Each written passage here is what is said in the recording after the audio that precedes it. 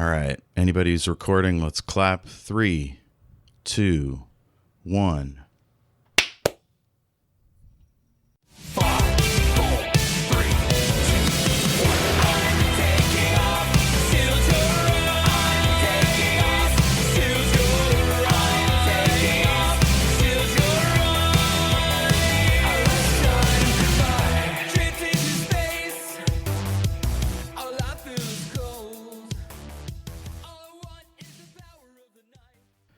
Deep below the walls of the temple of Arunzadi Catacombs, iron blood whirlwind scraped against the walls of their ancient prison.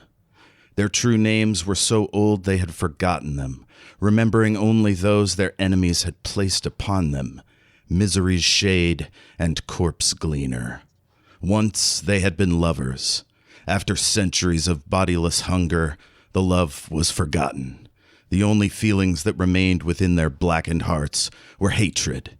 Hatred for their captors, those despicable priests of Zora, the most reviled. Death and desecrations be upon her. And hatred for humanity, who, in their weakness, had turned their backs upon the pair and hunted them into the depths of this accursed ground. Misery's Shade, source of my horror, blood of my blood, can you smell the thief of heaven?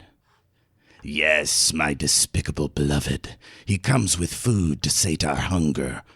Could it be that he has forgiven us our trespasses? Corpse Gleaner runs spectral fingers along the faded runes, their magic long weakened, their cracks nearly complete. Soon, she and her degraded companion would be free once more to train their skills against the cattle that raged this corrupt planet. Their enemies were dead. They would make new ones. Her tongue, had it still remained, would have licked her lips in anticipation. Instead, it simply roiled, waiting for a morsel to be consumed. Do not be fooled, my once beautiful stranger. He rides the spirit of one that is good. The thief has found his lockpick. He has come to finish what he started. We must be ready for whatever he has planned. Misery's Shade, degraded brother and lover of evil, will you grant me the gift of piercing the flesh of his mount? I would feast upon her sweetmeats from within, and spill her entrails upon the voided ground. Beloved Corpse Gleaner, I will grant this boon, but remember who gave you your power. It is through my will that you have the ability. Do not forget my divine hatred. It is I who will make the killing blow. Corpse Gleaner sighed in her subtle way. Her hateful husband still thought of her as his pet. She would remind him who she truly was. The despoiler of creation, the ender of bloodlines, the ravager of souls. She murmured into the walls of their prison, low enough so Misery's Shade could not hear. The taste will be mine. Let the thief of heaven end your ownership of me, my corrupt and raving lover. Make of him my savior and my thrall. 1,000 yards to the south, their enemies prepare to pierce their sanctum. Let them come, and let them reap the whirlwind. Welcome back to Shattered Worlds RPG. I'm your Loremaster, Jeff, and with me tonight, 3 of the best, Kristy. Hi. Jayme. I'm going by Spider Scourge Evil Elbows right now. That's crazy. What made you... Wait. I was just inspired by that introduction.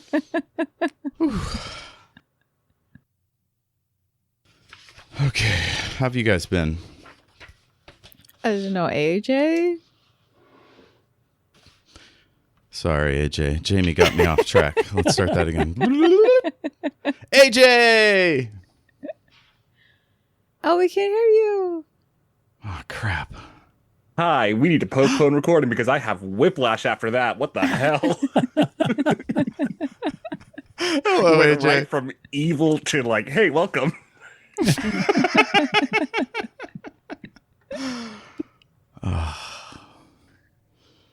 We got us some bad people here. They sound just awful. I mean, they want to eat Gale, so. Yeah. Well, I kind of want to eat them, so. But they specifically want to eat your thyroid. Yeah. Nom, nom, nom, nom, nom. Isn't the thyroid in the neck somewhere? Yeah. Well, but I mean, I heard entrails, so. Yeah, Well, that's a little yes, farther down. Yeah, but She did wasn't that specify. specific. She said sweetmeats. Oh, yeah. Yeah. Those are all those little guys. Or actually, sorry, thyroid is sweetbreads. Oh. Okay. Sorry. Well, I need to know this stuff. She's a discerning customer, you know. She might want to, Yeah. pick and choose what bits. I am choosing to take it as a compliment, though, because Gale is a snack. It's true. So last time, Mother G was like, let's do some archaeology. You had a whole bunch of chit chat with various locals and Brick Handsome, all those. Gale started to get some information, basically that the gargoyles on the tower are sort of like sensors and there's some kind of internal storage in the temple. Maybe there's a way to like connect with that from down here somewhere. Alecto thinks maybe we shouldn't leave that kind of tech in the hands of a single religion. So maybe, I guess the only way to prevent that would be to not break into the temple proper, because that's where that stuff is. Oh, and if you tapped into it, not letting anybody else know. But it's just the four of you, so you'll be fine.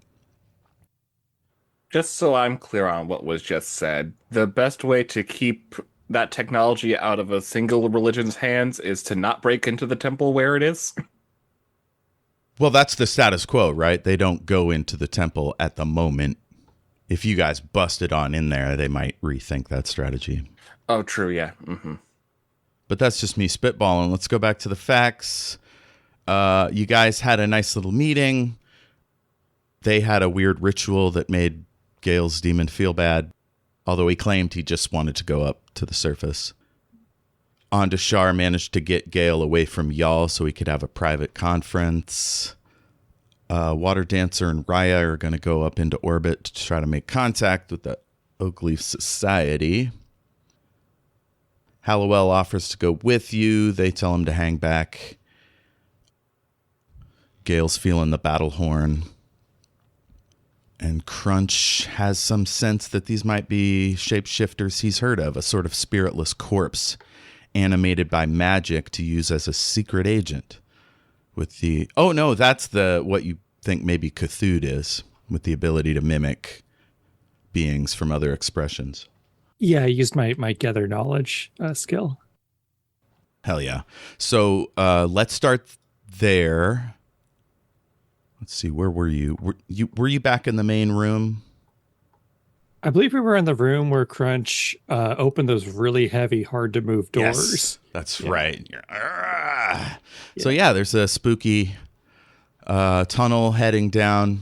There's a little side passage off to the left, and you can see it slopes down a little bit, and there's some kind of larger room, and then it slopes down to the point where you can't see the tunnel anymore. Oh, and it smells stale, not really any. You maybe get a whiff of corpse leaves. I don't know. Dust.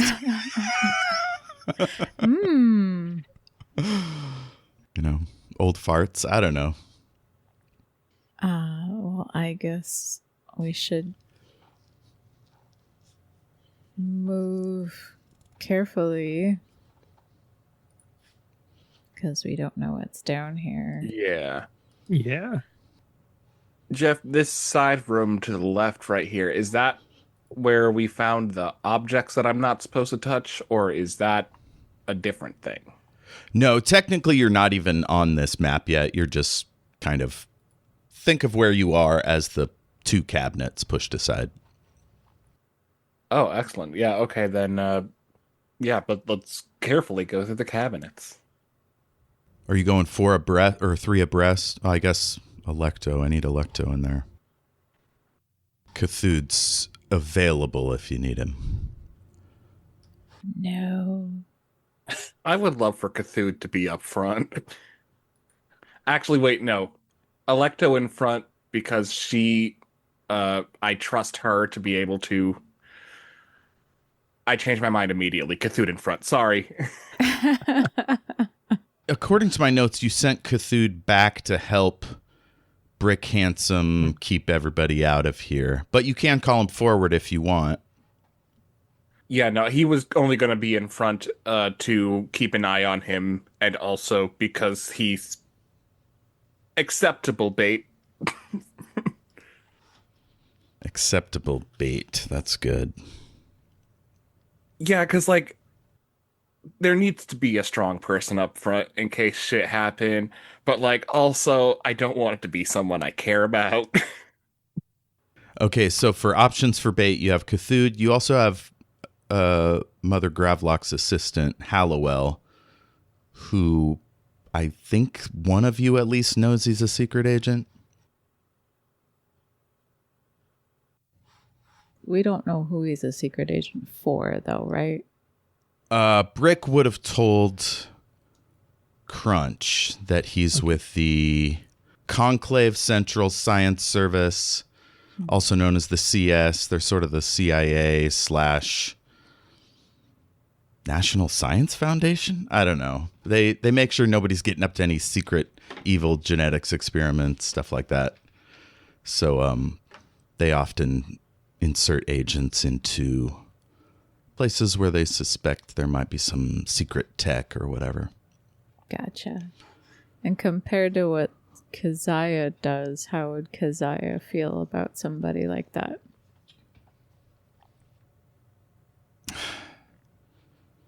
I mean, you are like the freelanciest of freelancy agents. So I think you get to decide that for yourself.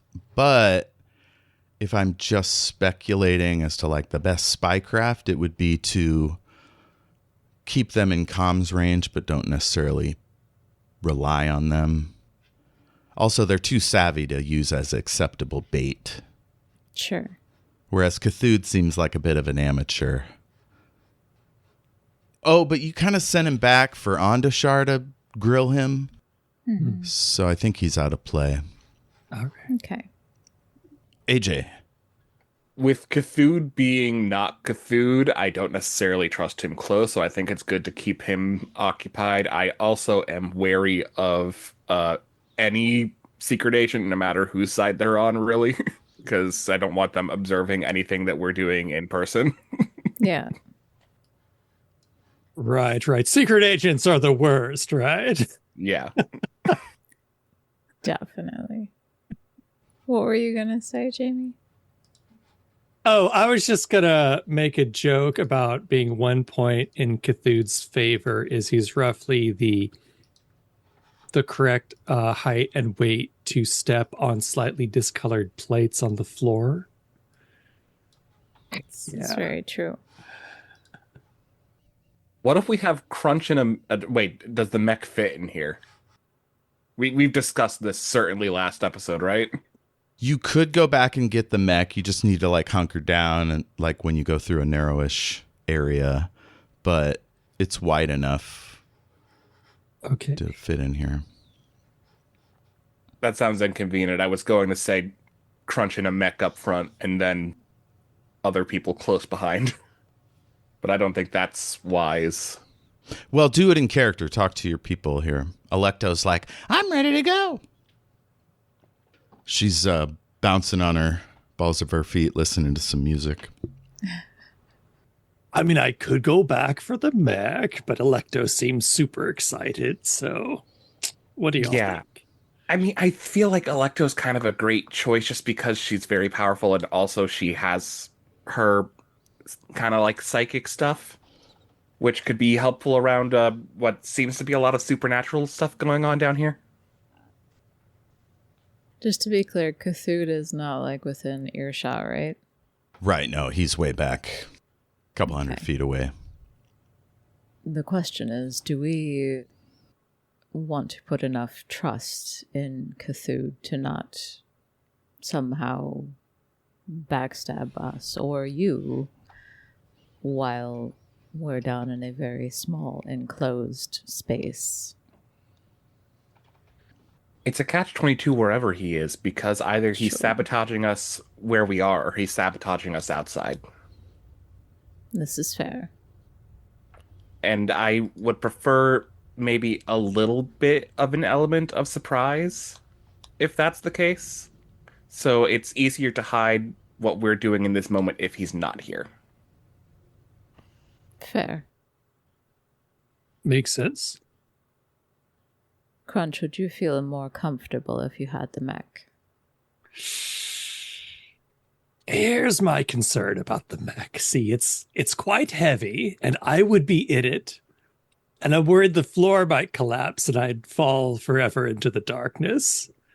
That is fair. Yeah. Is it?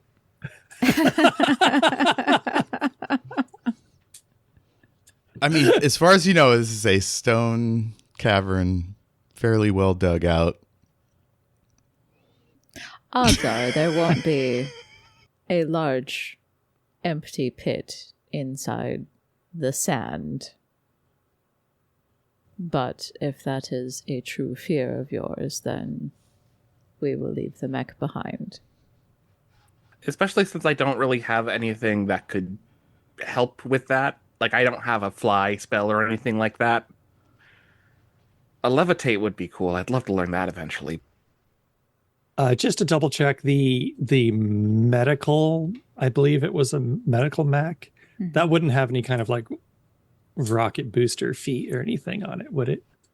It does, because it needs to jump and then land on the enemy, or jump and shoot and then jet sideways to avoid missiles You're and stuff. describing my favorite things, Crunch. But remember, it's only about 8 to 10 feet at its highest point here. Yeah. So there won't be a lot of that. And also, that sounds like it has a big momentum problem to the point where if you were to use it to get out of a hole, it would just put you in another hole. I mean, if you pointed yourself forward and then turn around and like use it to slow yourself. Okay. How about no mech this time, but early in the episode Wish, I get to go full Mario on enemies in an upcoming battle. Hell yeah. We'll get a really tall ceiling place. So Alecto, I guess, goes up and peeks inside this room, and she goes, "That looks like just some shelves. And there's a few broken pots. Nothing much of interest." Is there anything in the broken pots? Can't see from here. You want me to zoom in? Sure. Okay, she does the tick, tick, tick, tick on the side of her Viewmaster and zooms in. And sure enough, there is the sort of the strings of like a Crown Royal bag, that kind of thing. Drawstring of some really old thread peeking out from under one of the broken dishes as if somebody left something there and were trying to hide it. Yeah, it looks like a bag or something under a dish. Might be something. There's places for torches and lanterns, but I don't see either. And that's the same, like, all down the length of the chamber. Is there like a stick nearby I can set on fire? Yeah, sure. Somebody left an old torch on the ground. Hell yeah, I grab an old torch, I light it up with elemental, and I just kind of stick it in a slot. Okay, cool. So we'll just assume that this region in front of the little room is lit up. Yeah. We can all see, right? Yeah, you've got devices, or you've got your like fiber optic flashlight going. So you can see fine, but it's fun to light a torch in a dungeon. Oh, of course. It is very fun. Also, I figured this will be a nice way to like mark the fact that this is the room we entered from. I like that. All right. Well, should we go investigate the mysterious bag? Sure. Let's go check it out. Am I getting any like Maja hits from any of this, or is this just like a room? Maja hits. Like, would he recognize something in here? Is that what you're asking? Like in previous rooms of this temple in these ruins, he has clocked that some things had some energy. I'm essentially in every room going to be asking him if that energy is anywhere in here. Yes. It is indeed. Gonna move that. Sorry, I'm trying to make a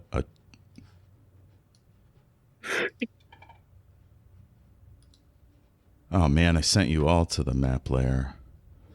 It like covered everybody up. Ah! Oh, I moved myself before that happened, so. Ah. But I can't pick myself back up. That's wild. Can I? No, that manipulates the map, not the me.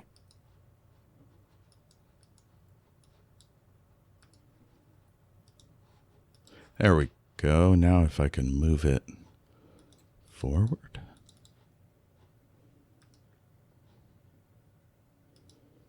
Oh, there's only front and back. That's all you get. Well, it's more of a suggestion, I guess. Oh, now the whole thing's moving. Ah, Jesus. Well, you get the idea. Not my finest hour. Okay, yeah, so is somebody gonna go in and get that bag? Oh, you're trying to do a test to see if there's anything Maja can sense. Give me... What would this be, a holy check? It's gonna be real easy. And order is... holy magic is order, and that's shadow, right? Yes. Alrighty. We're gonna call that one a 14. Okay, so you got a 14? I got a 14, yep. Maja feels that that must have once belonged to somebody of great divine power. I'm just gonna go ahead and I'm just gonna put that one in my inventory. Well, you'll have to go in that room and pull it out from under the dish. I will gladly do that.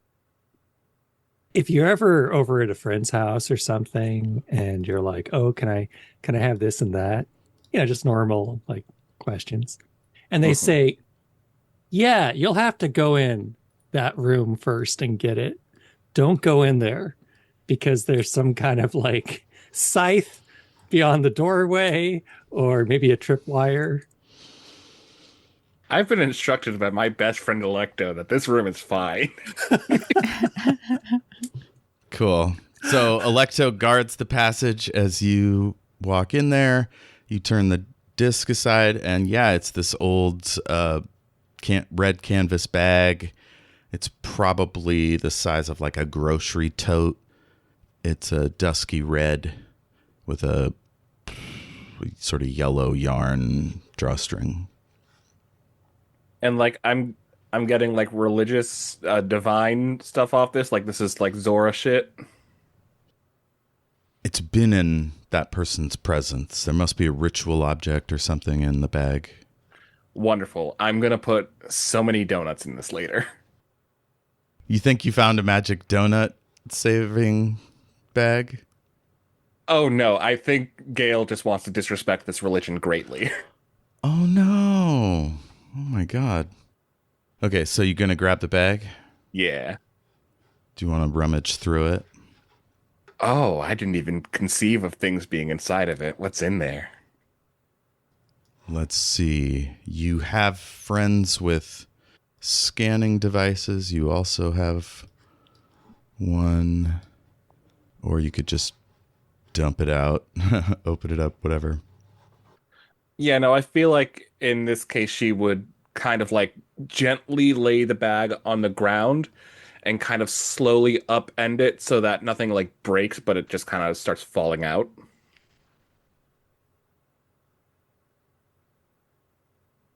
Okay, so there's a little book in there that hurts your fingers when you touch it. Probably Bible, right? Yep. It is definitely a holy relic of some kind. There's also some desiccated pistachio shells, a hair tie, maybe some lipstick. That's about it. This book is ouch touch, but other than that, everything seems pretty mundane. Does it hurt if Keziah touches the book? No, you walk in there and you touch the book. It's fine. Does it hurt if Crunch touches the book? It hurts you greatly, actually. No. Go ahead and take 15 damage. Strangely enough, it's fine. Keziah will thumb through it. Okay, it is falling apart as you thumb. It starts to crumble. Okay, she'll stop. It's very old. Might be worth something then. Perhaps we should take it along. If we happen across a rare books dealer, we might find a good deal. Okay, but you have to hold it. I mean, it looks like Keziah's holding it. It'd be kind of weird. I mean, either one of you really, but I can't touch it because ouch. Alecto pulls a grocery bag out of a pack and holds it out for you if you want to. Pop it in there. Keziah will put the ancient book in the grocery bag. Okay, she folds it around and slides it into her bag. This will be fine. Yeah, I think it will. I don't think we need to tell anyone at the above dig site that we found that, finders, keepers and all. This is our dig site. We have jurisdiction. We don't need to tell them shit. Good point. This is true. Crunch, would you like any of this pottery? Does any of it have, did you mention, I'm sorry, I missed it. Does any of it have like cool designs, or is it just like blank clay pottery? The pots are just your basic shit. They weren't even valuable enough to take out of here, so. I appreciate that, Doctor, but I'm trying to cut down on the amount of pottery I pick up. Everywhere I go, there's a pan or a glass I want to take with me. I see. I keep telling you to stop going to Space IKEA. Are any of you archaeology buffs? Zora is, but Zora is not here. Nope. So, is all the pottery is broken? Everything in here, yeah. So does it look like somebody's already been in here then? It looks like when the people moved out and stopped working here, they took everything of value and just left a bit of refuse here and there, like that torch. You see the kind of dust circles where they would have stored plates and pots here. Mm-hmm. Maybe it was like an extra storage for events or whatever. It's a flat section that might have been a tablecloth, you know. And we can't, like, use our pins down here. There's no signal. Yeah, you can contact your what do we call them? Surface crew?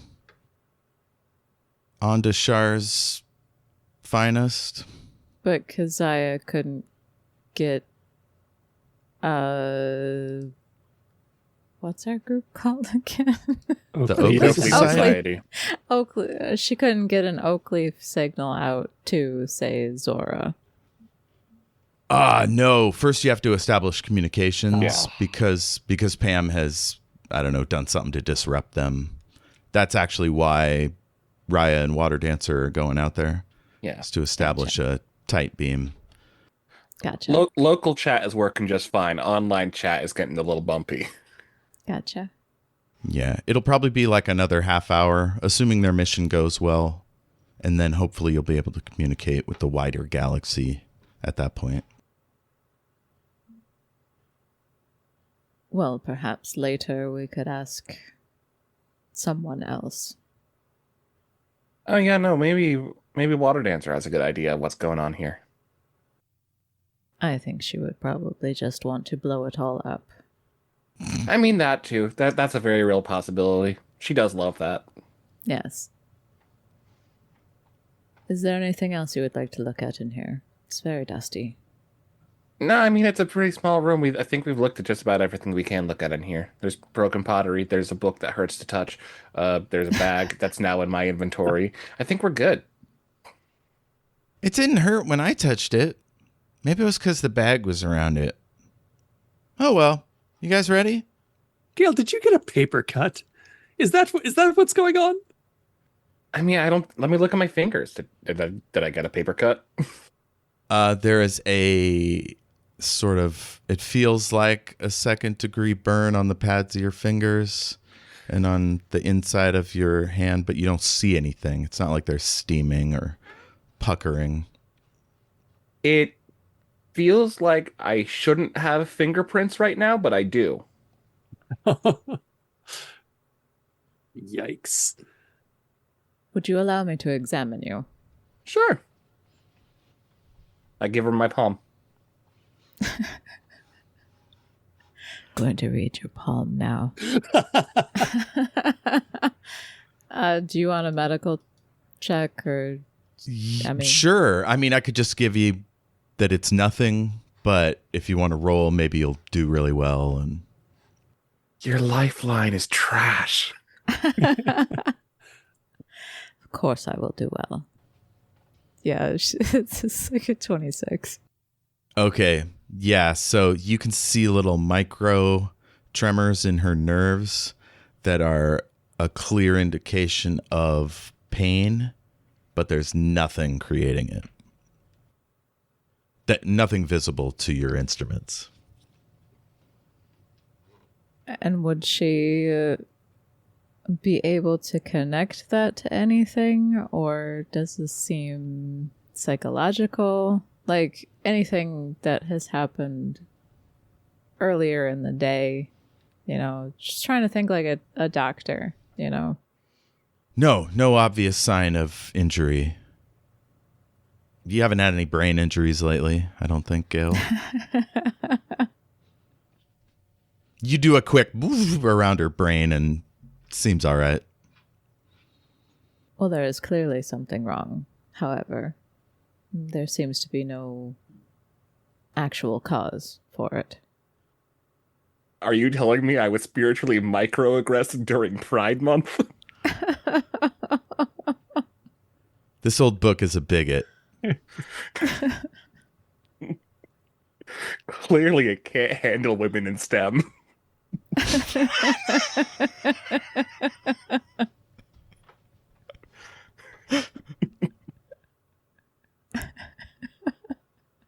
Oh, God. Crunch, Cthulhu sends you a cheeky text. Everything all right in there? I just text back, naturally, how are you handling things up there, eh? All right. I'm bored out of my tits. This Hallowell guy keeps bugging me to go join you. Oh, great. I pass along the information. It makes no sense. He has no tits. As a medical doctor, you can confirm Cthulhu does not have functioning mammary glands. I mean, that's at least nice to know. What you been hiding up there, Cthulhu? Keziah is like holding up confidential medical records. See? Above table, hear me out, and mostly a joke, but like also could be a fun strategy. What if we just stay in that little side nook and tell him that we went straight ahead, and then he gets lost in there? And then we don't have to deal with fake Cthulhu anymore. Given that Jeff is now rubbing his face in dismay, I think you may be onto something. I'm kidding. Sorry, I'm a little sweaty. I keep rubbing my face, giving the wrong impression. Would this be good in poker? I don't know. AJ, you said that out of character, right? Yeah, I did. Okay, yeah. Also out of character, I don't think either of them have done anything that would really make me feel like sacrificing them to the spooky cave dangers quite yet. That's fair. Didn't Cthulhu and the other guy, maybe Brick, say something to the effect of like they want to collect Alecto to you? Didn't they have that conversation? Oh yeah. They want a Collecto? Yes, they want to Collecto. They've learned more about who's chasing Alecto. They believe it's a missing family member of the Empress who died near the end of the Second Yafridi Rebellion 28 years ago. Okay. Round about when Alecto was born. I mean, I guess I could just text back and say, keep Hallowell busy, and we're just taking a look around down here. All's well. A1 taco sauce. I don't know code names. I'm sure they prepare them ahead of time before they're assigned, but that's now Crunch's code name, I guess. The camera just closes in on Crunch's face, and he mutters, "How does he know my secret code name?" I haven't used that since before the war. Right. That's like Crunch's like John Wick buried in the basement under cement code name. That's what they changed it to after Crunchmaster Supreme. Well, they discontinued it, so they thought it would be weird if it came up in conversation. Okay, Yeah. now every time. Imagine how weird it would be if I said quesarito. Like, you'd all look at me and be like, get out of the past, Jeff. It's over. All right, Crunch your taco sauce, Keziah your verde. Alecto says, we shouldn't make someone bait, guys. We can do this ourselves. And she starts to trot into the corridor. Or, takes a step down to the edge of the torchlight. Jeff, you look me dead in the eye and you tell me that Ash wouldn't be fully down for sending that man into the abyss. Oh, Ash, for sure. I just don't get that sense from Alecto. She seems to have honor. Am I wrong? Does Alecto not have honor? I feel like she chooses and picks where her honor lies. Yeah. Cool. But yeah, no, that was mostly me joking to you. And Crunch has just told Cthulhu to stay on Hallowell, right? Yeah. All right. Well, shall we progress forward? Sure. Yes. You progress forward, and I will send a secret message to AJ. Oh no. Keziah's like scanning the dust to make sure there's no like funky mold or microbes or anything like that in it. Because now she's concerned that just being down here is unhealthy. Something has happened to Gale. That's a great point. You know, we never talk about how like maybe the curse of Giza or whatever was like an old bacteria that popped out. Maybe there's something like that down there. It's definitely a possibility. Man, it was mega bird flu. Whoops. We don't vaccinate for that anymore. Yeah. The strawberry slurry of Jayme remembers. Oh, I remember.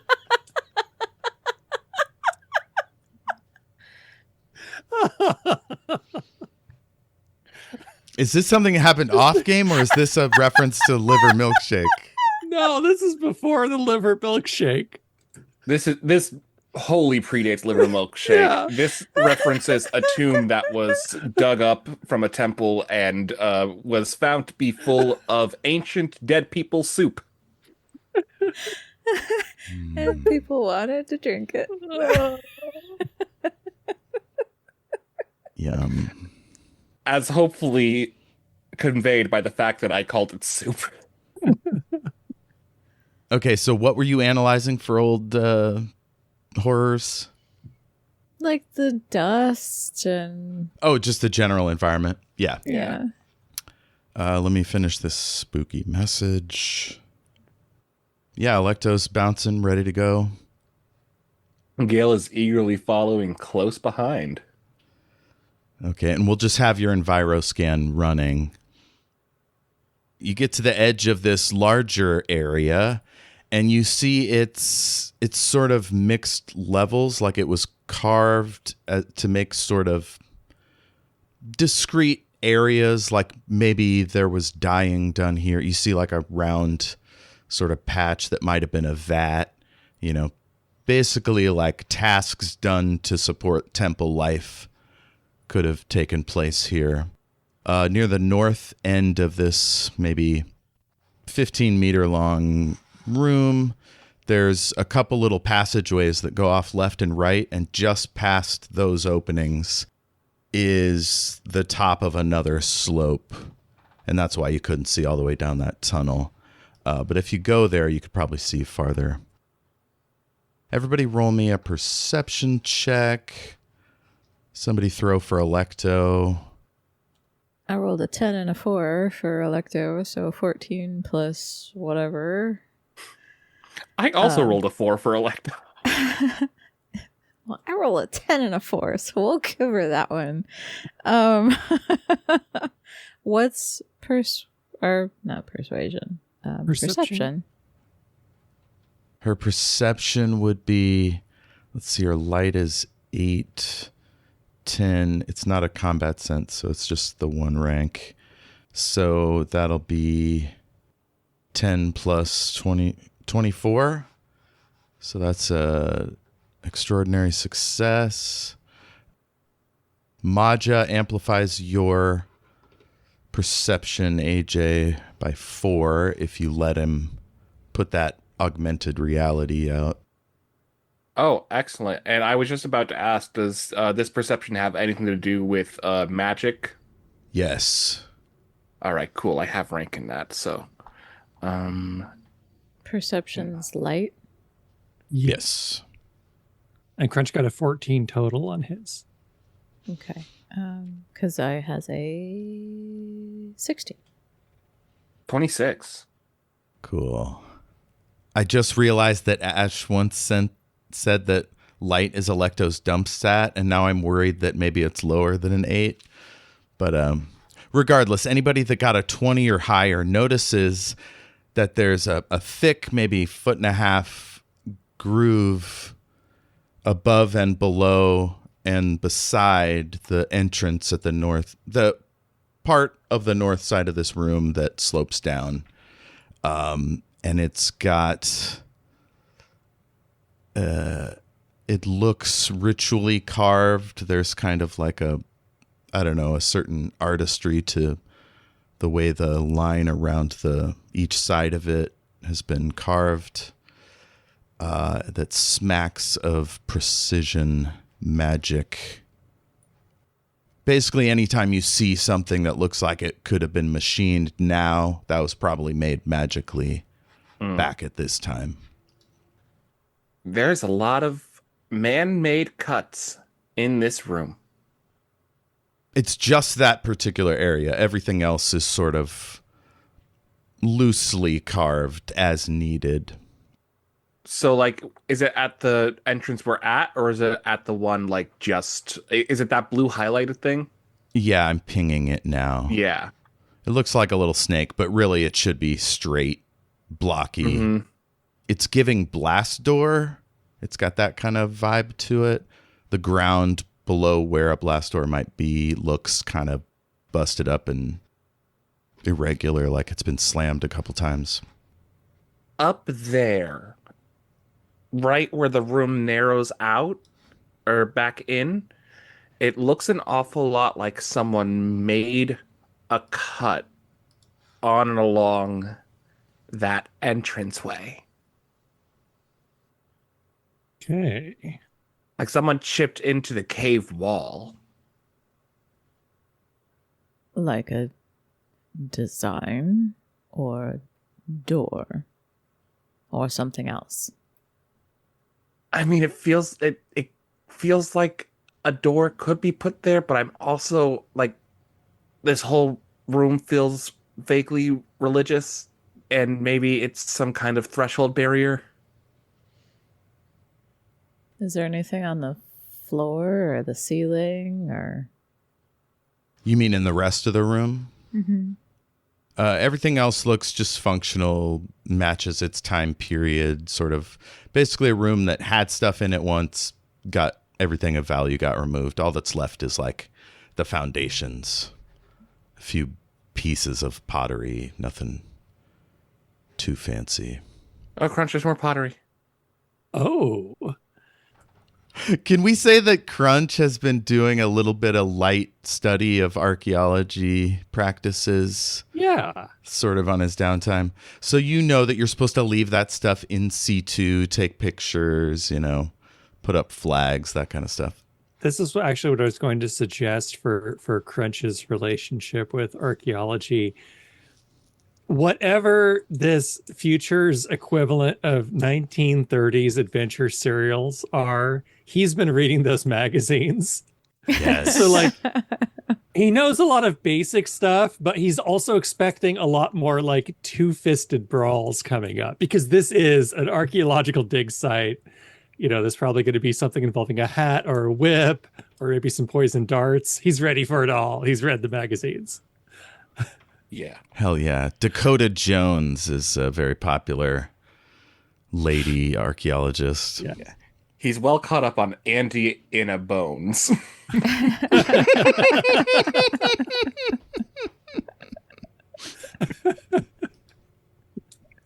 Right. That's sort of the B-movie version of Dakota Jones, yeah.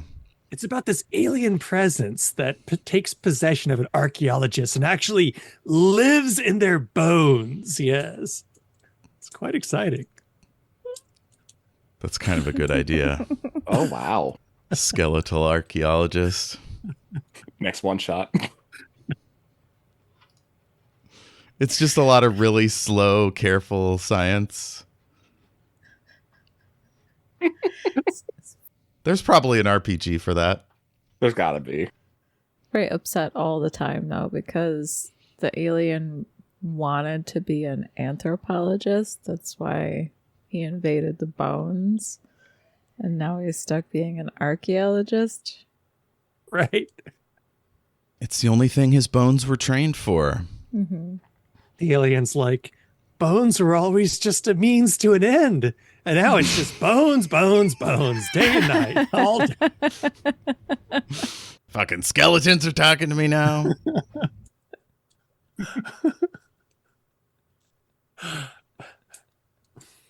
Like that show 100 Lives of, and I forget the actual character's name, but that thing where he has to save like a shit ton of souls and then he can go back to the afterlife.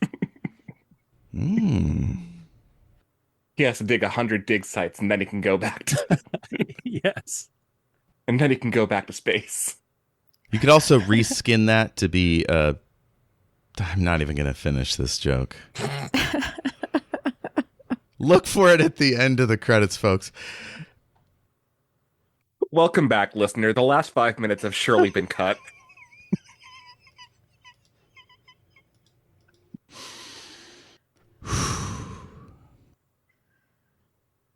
Whenever you're ready.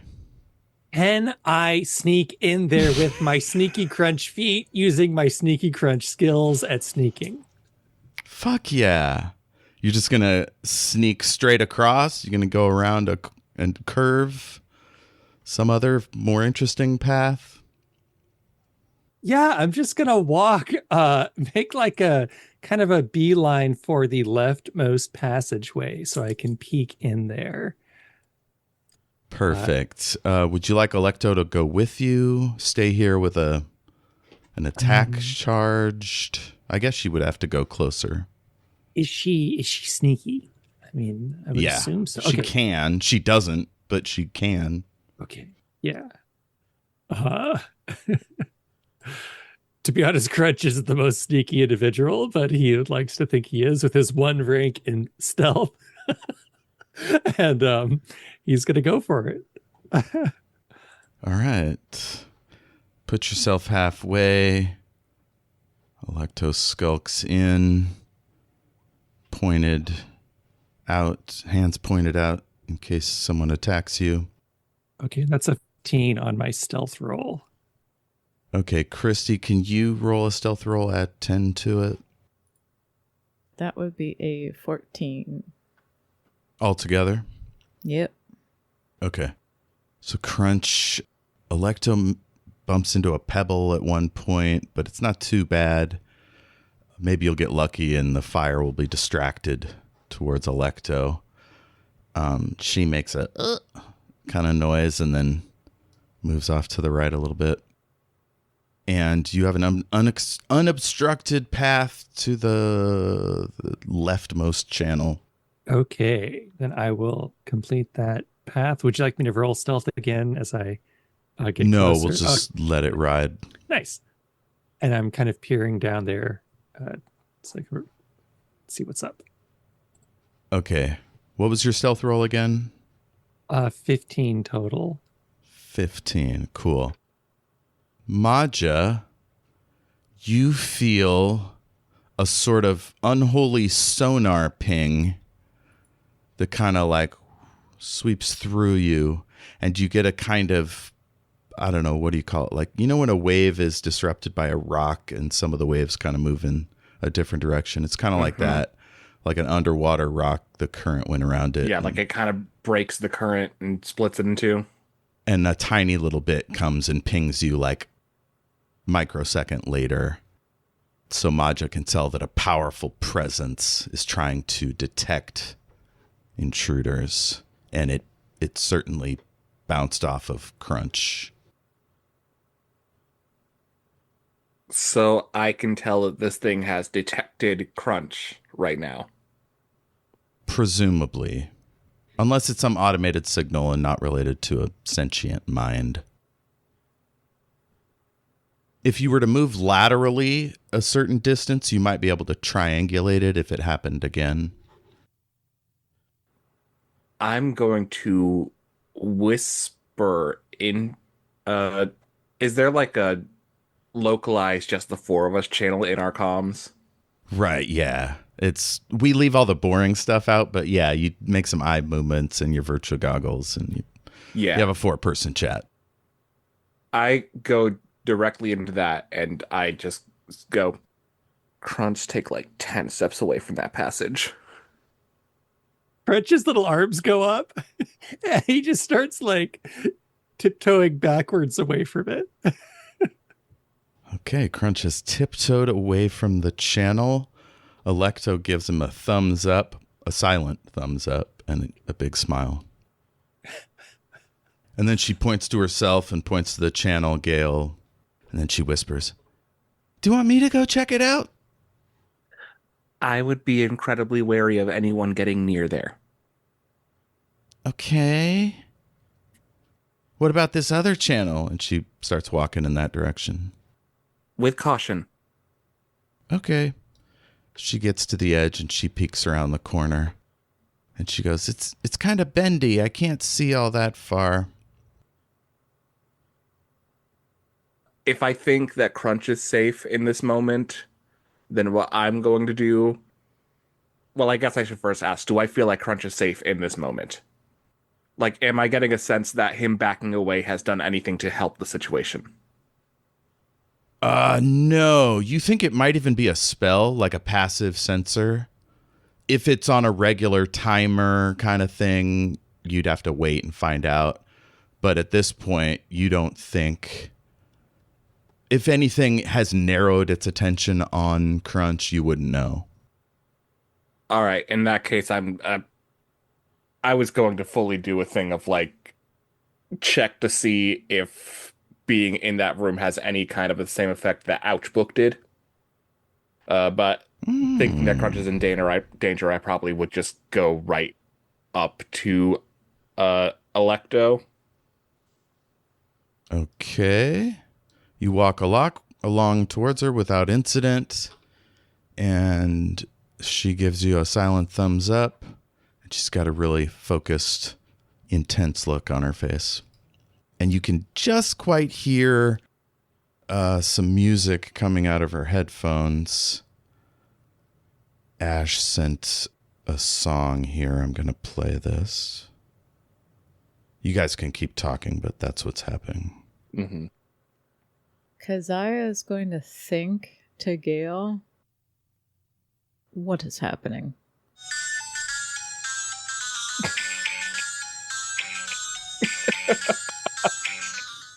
That is... That's Baby's Got a Temper by The Prodigy. I asked Ash if there was like a playlist for this, so we might get more tunes. It is a very good song, and it sounds great.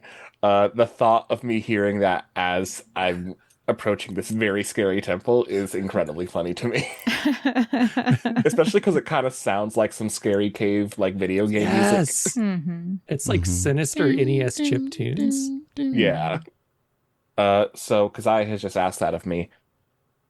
In that passageway that Crunch just checked out, there was an energy. I'm not sure if it's maybe something like a being, or if it is just a passive, like, let's call it a sensor energy. That when he looked into that tunnel, it now knows that he, and probably by extension we, are here. Was it more of just like a very general alarm? Could it be something very old? I think it's something very old for sure, but I don't think it... I think it may be more than just a general alarm system. It feels like it's kind of locked into his essence. So more like a creature.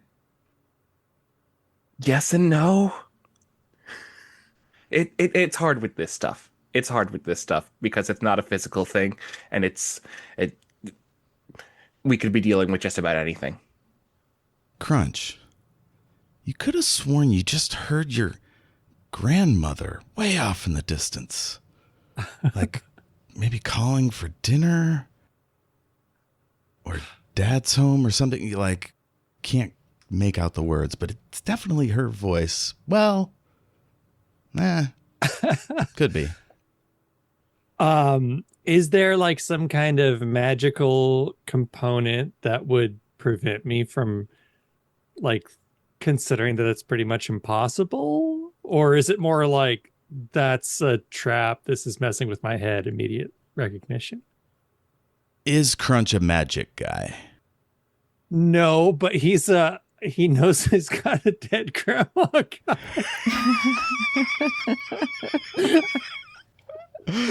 I've read about this. I mean, that sounds like a pretty fucking good shadow roll. Yeah, this would definitely use your gain insight power. Okay. If you want to kind of suss out what might be going on. So you'll roll a light check and then add arcane knowledge. I think it's just going to be a flat religion. Because it doesn't really feel like it feels like it'd be kind of like metagamey or like not in the spirit of the ability for me to use my like gather information skill for something like being spooked by the supernatural. It'd be more like you watched a movie when you were 8 and like, so it wouldn't be like you actually going to the internet. Gotcha. I also feel like gather information works really great for like things that are like intel and stuff, but for like a magic source, I don't think there's much information to gather. Yeah. Okay, so I'm sorry. What kind of roll do I do? Light. So that is 10. And as always, if you see a skill you've trained in that you think might apply, let me know. I'm very unmagical. So that would be a negative. Okay, I'm gonna roll it. Hey everybody, I got a 1 on that roll. Oh shit. Grandmama! So now, as always, you could use a legend point or an action point to reverse this, but it could be quite amusing as well.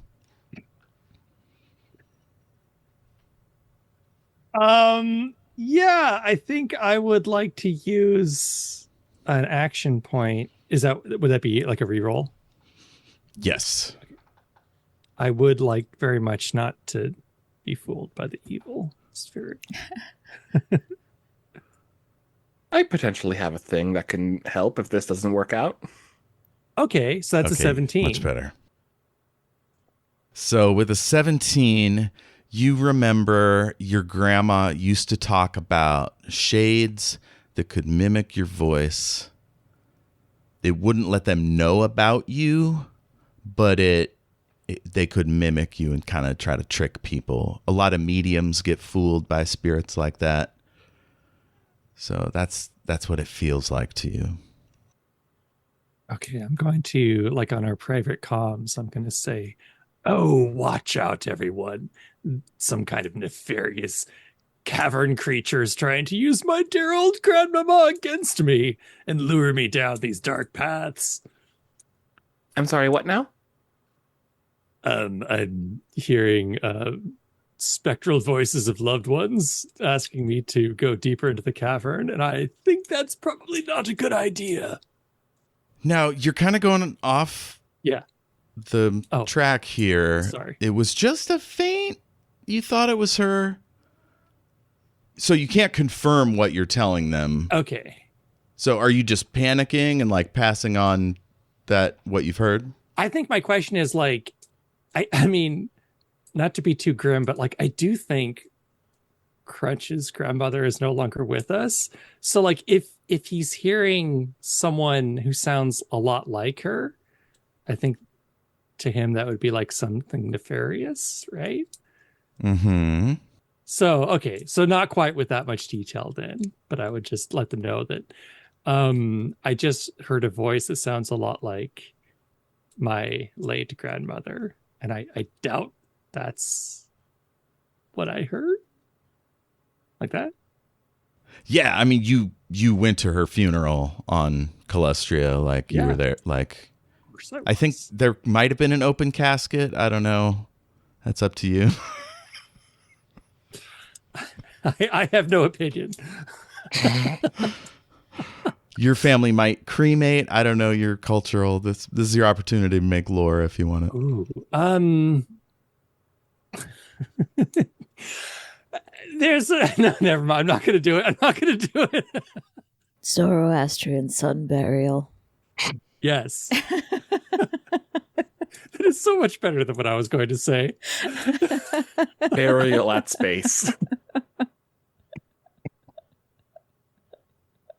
Burial at space is good.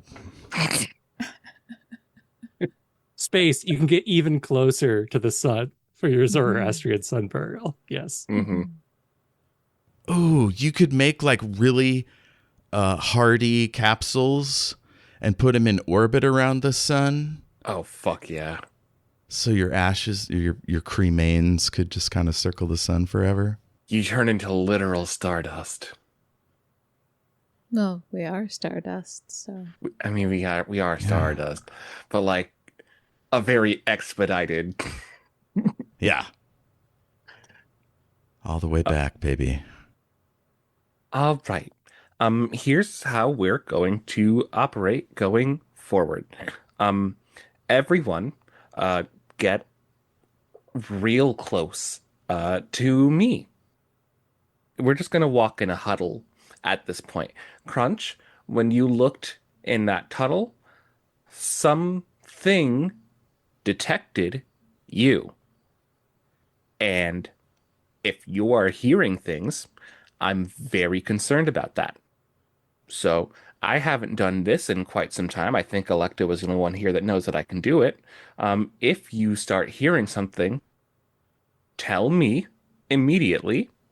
I have a way to make you stay put. Ooh, that's vague, but okay, I'm down. And I will like move into the Gale huddle zone there. Hell yeah. Everybody bunches up near the right-hand channel there. You can see a little bit further down the large tunnel ahead of you. Not much, but enough to see that there's a rightward passage about halfway down, or at the limit of your view. But down this side passage, there are little alcoves cut out of it at different levels, large enough for a human-sized corpse on either side.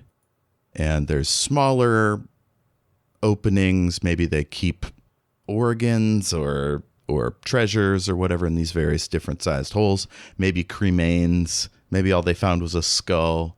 You know, if any of you had knowledge of religion or Zora or the Temple of Arunzadi, that could help. But so far, it just looks like your average D&D catacomb. So, guys, we can either keep going huddled like this, keep going forward, or we can just turn back right now. This seems incredibly dangerous. I don't hold anything against y'all if you like, because it kind of feels like it'll be difficult. Like it really depends on how much you trust me to be able to help you guys. Well, I do not understand what's happening. It seems to me to be a creature, and you say it's not a creature, so... I mean, it ethereal creature. Ah. Well, I don't believe I can do anything against that, so... And if it was powerful enough to detect even my stealthy progress, it must be powerful indeed.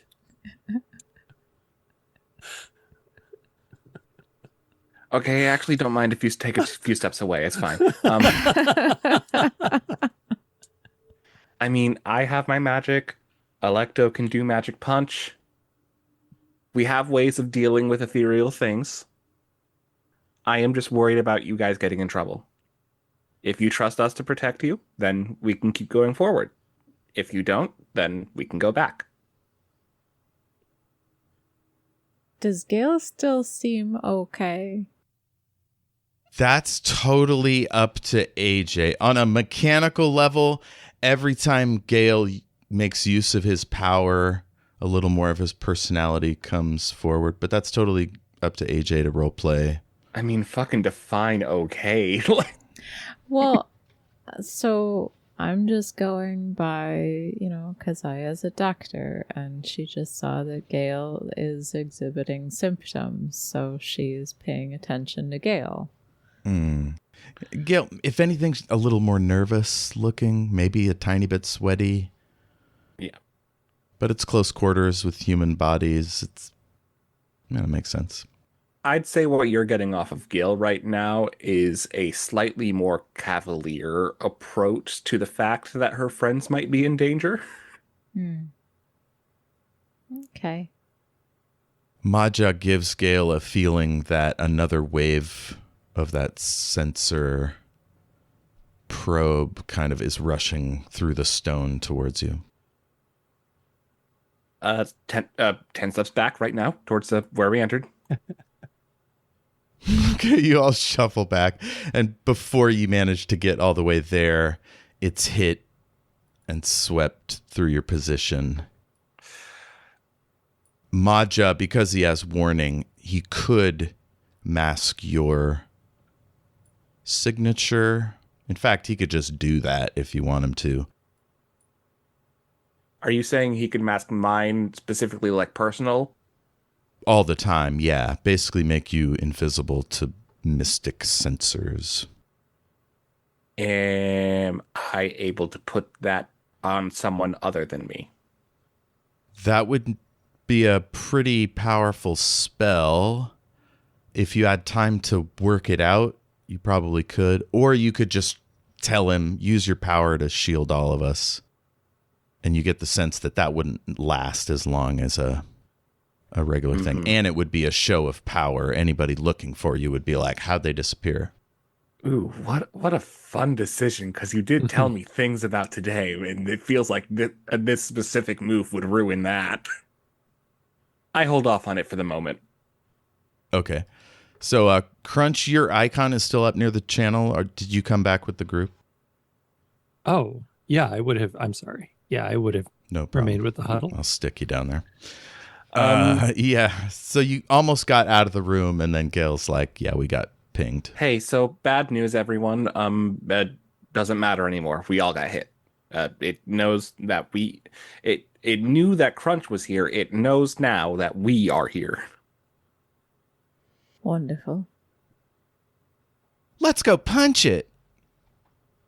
I don't want to go in that passage. I feel like that passage is a bad idea. I think we go forward. Okay. Alecto charges forward. As she goes past this interesting-looking torch sconce. And we all follow her very closely because... Yes. She notices that it has the vague shape of a crow head, kind of below where the torch would sit. And she admires its construction. It looks a little more weathered than other architecture spots in the area.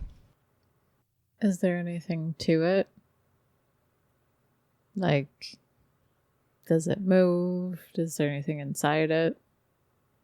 Oh, you do a quick scan. Won't make you roll. It's made out of stone. It's very old. It's at least as old as this area. It looks like it was mounted into the stone rather than carved out of the stone. It's got a slightly different type and grain. No obvious twisting areas or hinges or anything like that. Just a hole for a torch.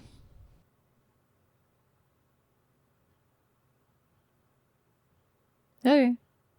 And you notice there's one on the other side that looks more like a desert fox head. Again, these are like kind of abstract. It's not more modern sculpture. I would love to put my hand past that blue highlighted thing to see if I get the same ouchies as the book. 100%. It's old magic. Real old. Like pre-Zora old. This is shit your ancestors would have been afraid of. And I'm talking to Maja. does Masha get the feeling that it is similar to the thing that banished him from that room earlier on? It's divinely charged with power. I'd have to study it longer to ascertain its origin. But it's pre-Zora, which means it's pre-rending, probably before my time, which was 2,000 years ago. This temple was in use up to about 500 years ago.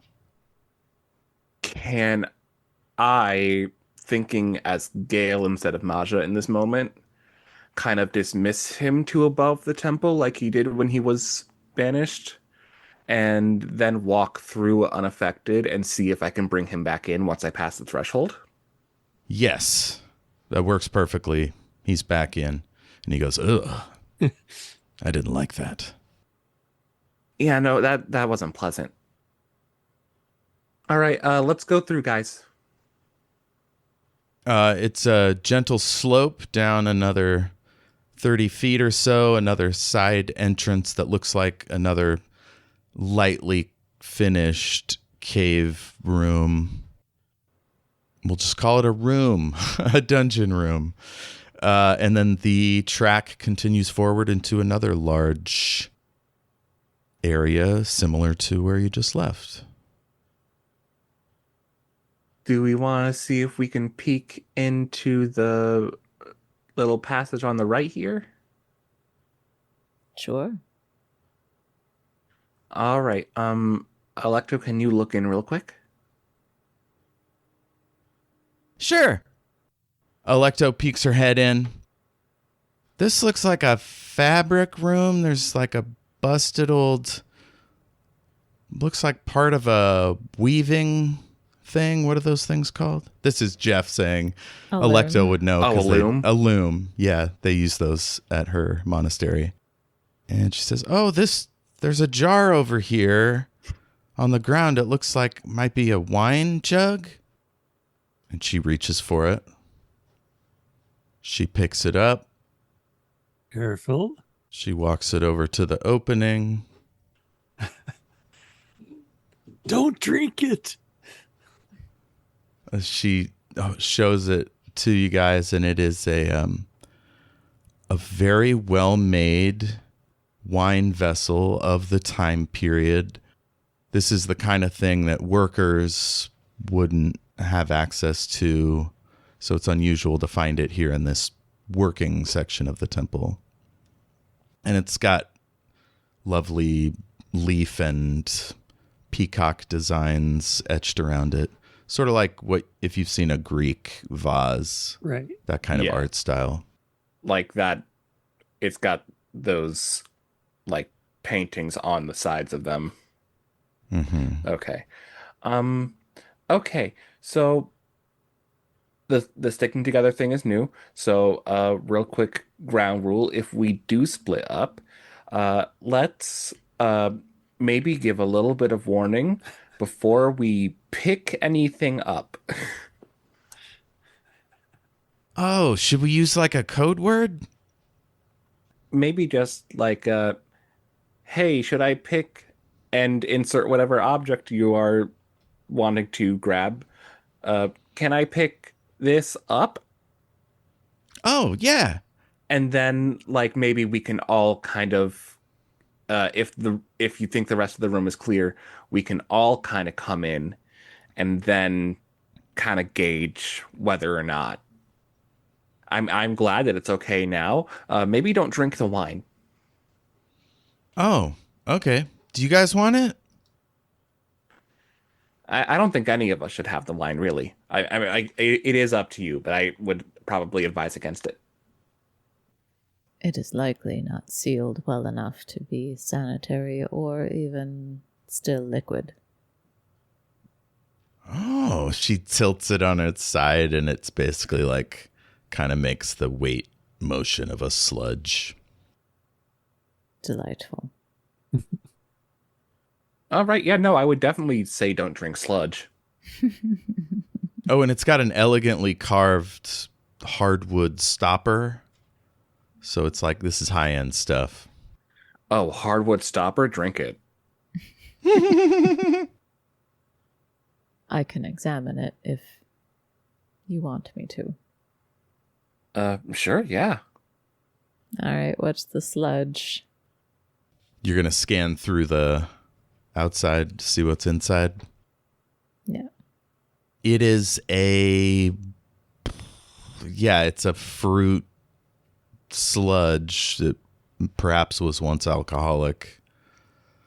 Do wine bottles get extra pressure or something when fermentation happens? Not if the top is porous. So Okay. like a cork or Something happens to it if it's stored upright like this one rather than on its side, but I don't know what that is. yeah, it'll go bad. Okay, so presumably it's gone bad. Oh yes, it'd be very bad. Yeah, it's rough. Okay. Yeah. It's grape jelly. Mm-hmm. Yeah, essentially, yeah, it's very disgusting grape jelly. They didn't really know how to store jelly back then, you know.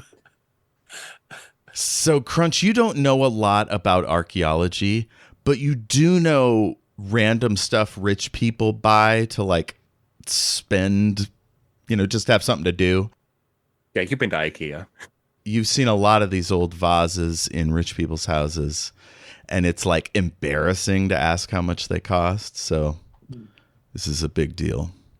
Yeah. Given I have on my character sheet drawbacks, addiction, luxury goods, I'm very interested in this vase. Nice. You could ask Gale to, like, store it in her inventory. Gale? No, Gale, would you please store this wonderful find in your inventory? If it's something you want to keep around, can I touch it real quick? Yeah, it's inert. It's not magical. Yeah, I'll put it in my bag. Oh, thank you. There's no earthly reason, though, why it would have been left here. I mean, I know why it was left here. It's full of bad grape jelly. Cool. You have a mysterious ancient wine. Full stop. Oh, yeah, no, actually, let me write that down. And to anyone writing that down, in parentheses afterwards, Crunch calls dibs. Inventory. Holy grocery bag. Grape jelly jug. Property of Crunch. Gale, I have an idea for how to go to a cliffhanger, if you don't mind. I would love it. It would be like you pull out a little table for Keziah to research the wine bottle, and then you're like, I'm just going to snoop around this room. Mm-hmm. And so you get a little privacy to look at the journal. But you will have to get it from Alecto without drawing her suspicion. And Keziah, you're examining the jug? Yeah. Okay. Oh, hold on. Alecto, do you have anything in your do you have any like napkins or a cloth in your bag that you could use to maybe like clear off some of the dust? Oh, sure. She sets it down, opens it up, pulls that bag out and sets it down next to the backpack and rummages around for gear she can share with Keziah. And I would love to just kind of like stealthily. I dismiss Masha for a moment first. Mm-hmm. And then I kind of like walk over and trip on the bag. And as I'm kind of getting myself back up, I want to be able to go in and grab the book. And I'm assuming this is going to be a fucking hearty stealth roll. Are you trying to like shove it under a sleeve or like inside your robe or dress or Where's it going? I think it's going to go right back in the holy grocery bag. Oh, it's in there. It's like she pulled the grocery bag out of her pack, so it's just on the ground next to it. I thought I had the bag that the book was inside of. Oh, you did? Yeah. No, Alecto does have it. She wrapped it up in a bag and then she put it in her backpack because Gale didn't want to carry it. I knew Alecto put it in a bag. I thought that it was not the bag that I found the book in. No, that's also in her. You have that bag with the Yes. random, ancient business lipstick and all that. Mm-hmm. But yeah, the book is wrapped up in plastic, sitting down next to the pack. You're going to fall on it and somehow hide it. Yeah, the goal is to go bag to bag transfer. Get it out of Alecto's bag, put it in my bag. Okay, cool. Yeah. I assume everybody's got a looting bag. You just swip that in there. You two roll a perception check, and I'll roll for Alecto. She's got pretty darn good perception. Let's see what happens. And Maja can assist you with your stealth. No, he can't. I dismissed him to touch the book. That's right. You could use your blessing, which we always forget to use. Oh, yeah, so don't bother rolling, because I'm going to bless that.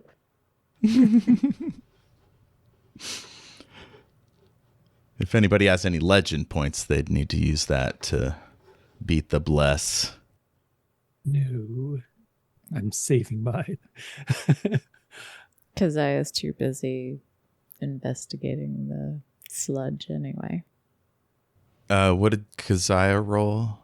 Oh, yeah, I would have given you a minus. Doesn't matter. So, yeah, you slip it into your lapel and you dash around the corner. It's real easy. All you need to do is look at it. So you just open the plastic and Maja begins his spell. Whoosh. All these images and stuff swirl up in this cone from the book and kind of slowly revolve around you. And it's sort of a Sherlock Holmesian, what's that other one? The fucking, the... Do you mean Doctor Strange? Because you're doing a Doctor Strange. Yeah, there's stuff floating around you and he's poking at stuff. So Maja's spectral hand is organizing everything. Pretty soon you learn that this is the journal of Arunzadi herself. There's a paper in it that's folded up.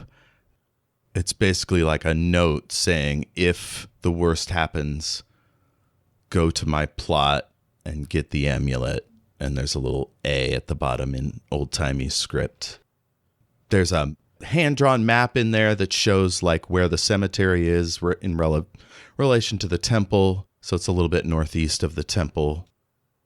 And there's a bunch of other stuff in there about soon we will do battle with the creatures from the deep. Kayaj-Kadaka, that's their name. Iron Blood Whirlwind, Corpse Gleaner, and Misery's Shade. 2 demons, the worst of the worst.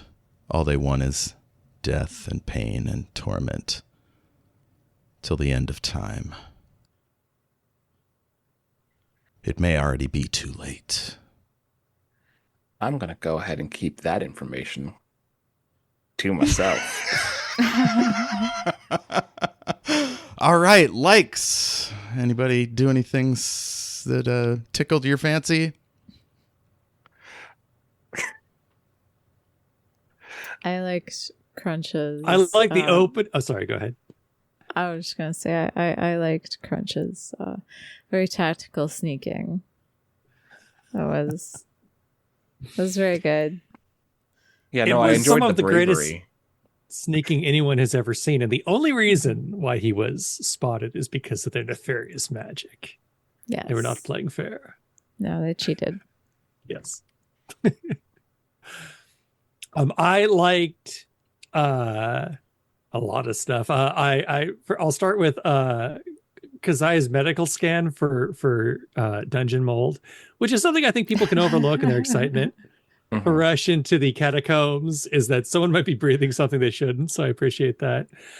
I of course appreciate Gale's descent into chaotic evil, and I adored the opening monologue. It was very metal, Jeff. Hell yeah. Those demons, they reminded me of Vincent Price and his wife in House on Haunted Hill. Their relationship, toxic but entertaining. I'm all for it. Yeah, very cool.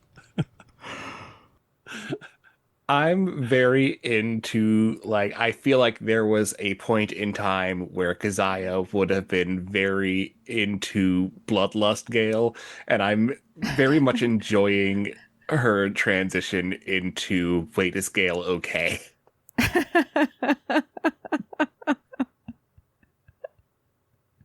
It's kind of getting past her, like, cold exterior, like, very stoic exterior into, like, she's getting back in touch with emotions.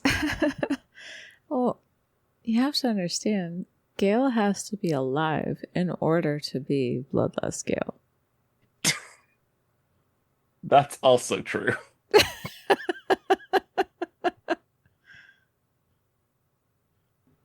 Okay, it has to be AJ's portrayal of Gale, using the power more.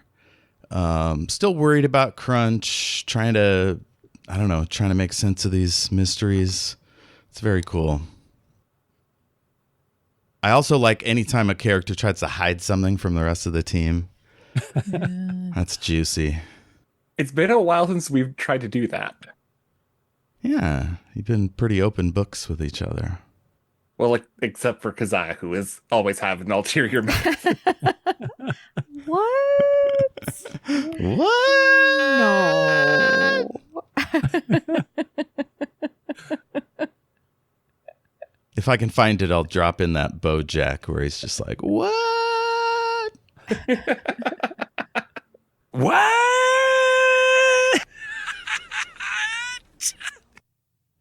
Wishes. For Gale to not actually be chaotic evil. As fun as the evolution of Gale has been. Gale, don't be evil. I mean, a little evil's okay. There's degrees.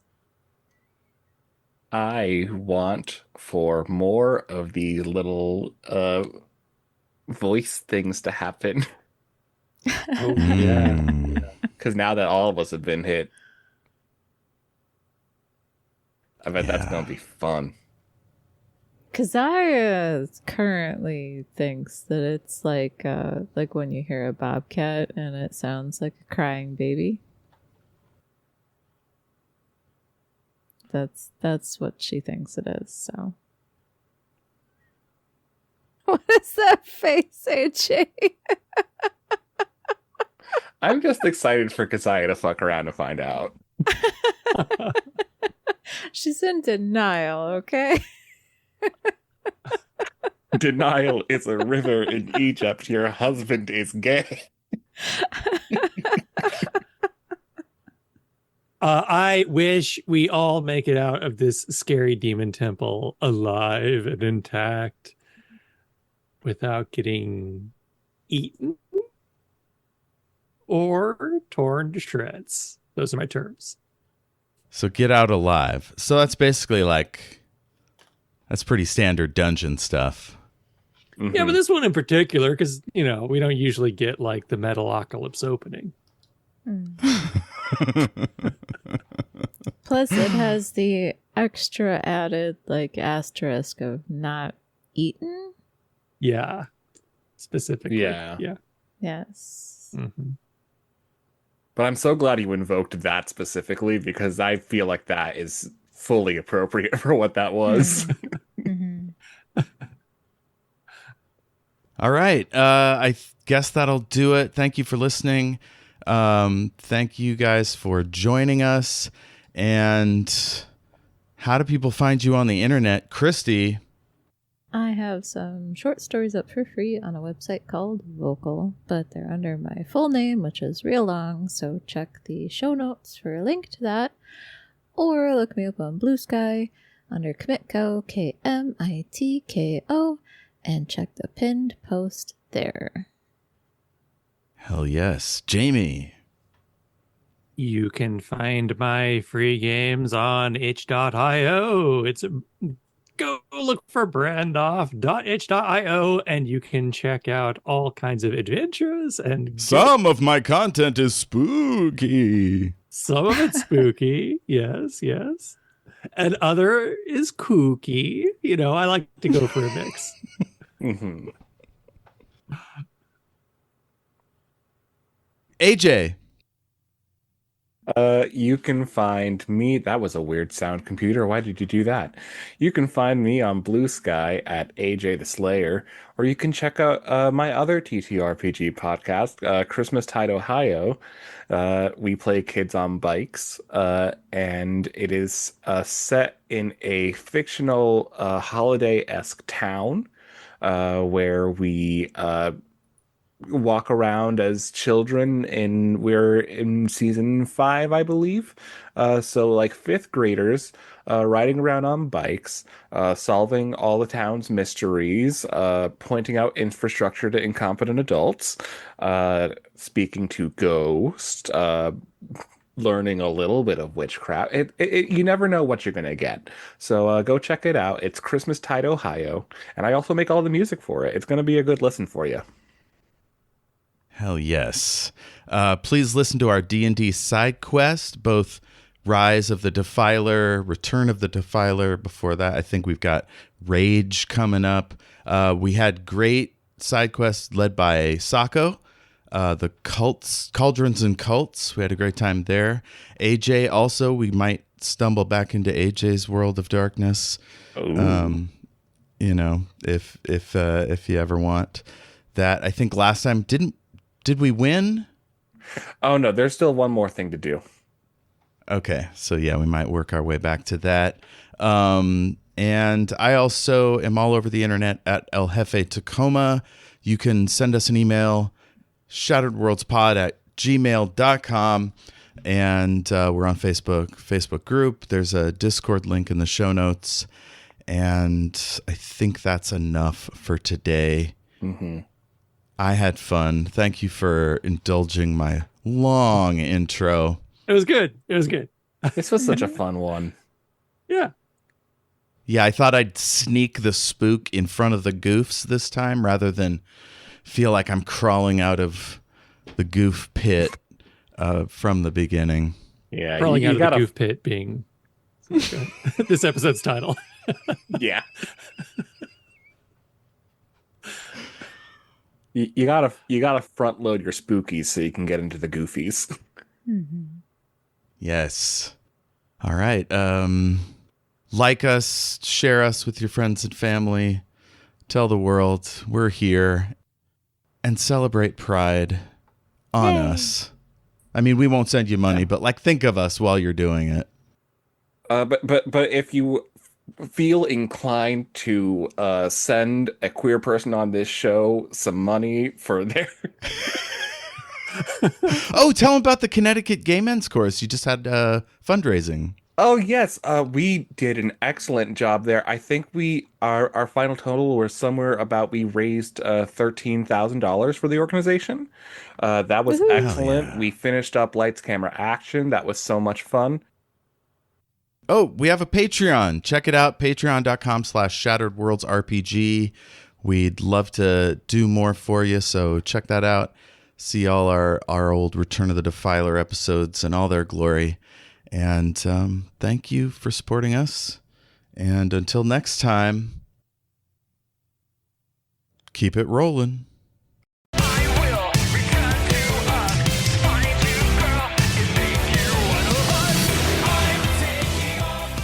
Shout out to Space Knife for letting us use their track, I'm Taking Off, Shield Your Eyes, from their Into the Black Hole EP. Thanks, Space Knife. Keep it rolling.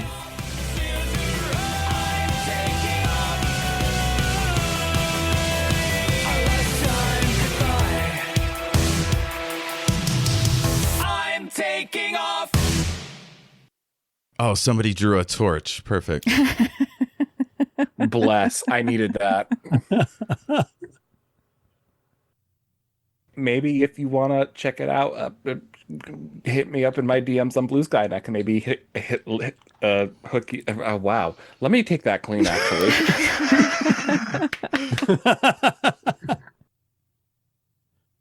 Oh, AJ. AJ, what does it mean?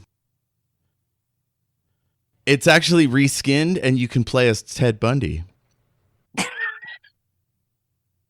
Wow. Which, after a while, those things did need to be reskinned. Oh my God, I have been fired. Welcome Sorry, back, guys. listener. The last 5 minutes have surely been cut. You're just gonna sneak straight across. You're gonna go around and curve I some was other thinking more interesting path. Oh, I'm sorry. Is my path not interesting? So far, it just looks like your average D&D catacomb. You all should have knowledge of Zora by now. I mean, Are those walnuts? I think they're walnuts. I didn't. The GIF was too small when I was looking for GIFs. I just wanted to show that I wanted to smash it with the hammer. Ooh. oh, Oh. I was ideally looking for that Emperor's New Groove scene with Yzma saying, "And then I smash it with a hammer."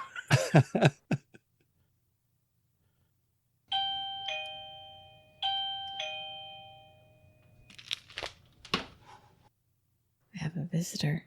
A surprise guest. Hope it's not those demons. This is the cliffhanger of the episode here. Can't yet. I'm ending something. We just hear screaming in the distance. No, he can't. He muted his mic. No.